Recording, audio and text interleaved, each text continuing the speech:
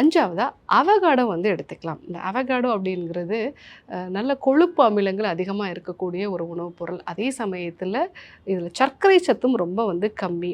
நிறைய அமினோ ஆசிட்ஸும் வந்து இதில் இருக்குது. ஸோ வாரத்தில் 2 நாளாவது வந்து நீங்கள் அவகாடோ எடுத்துக்கும் பொழுது அது உங்கள் ஸ்பெர்ம் உருவாகிறதுக்கு தேவையான நல்ல ஃபேட்டும் நல்ல ப்ரோட்டீனும் வந்து கொடுக்கறதுனால ஆரோக்கியமான விந்தணுக்களை வந்து உருவாக்கும்.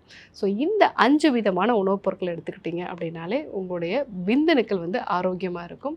ஆரோக்கியமான விந்தணுக்கள் உருவாகிறதுக்கு மீன் வகைகள், ஆழ்கடலில் கிடைக்கக்கூடிய மீன் வகைகள், பூசணி விதைகள், சூரியகாந்தி விதைகள் எடுத்துக்கலாம். அதே சமயத்தில் ப்ரௌன் ரைஸு, கம்பு, கேழ்வரகு எடுத்துக்கிறது, கொய்யா, மாதுளை மாதிரியான பழங்கள் எடுத்துக்கிறது, அவகாடோ எடுத்துக்கிறது. இந்த உணவுப் பொருட்களாக நீங்கள் எடுத்துக்கிட்டீங்க அப்படின்னா உங்களுடைய விந்தணுக்கள் ஆரோக்கியமாக இருக்கும்.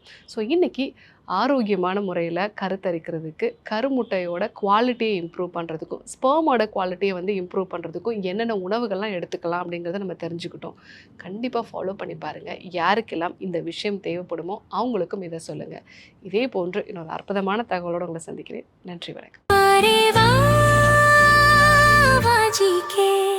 Dr. Srivarma's Vagicare, his wellness for her happiness.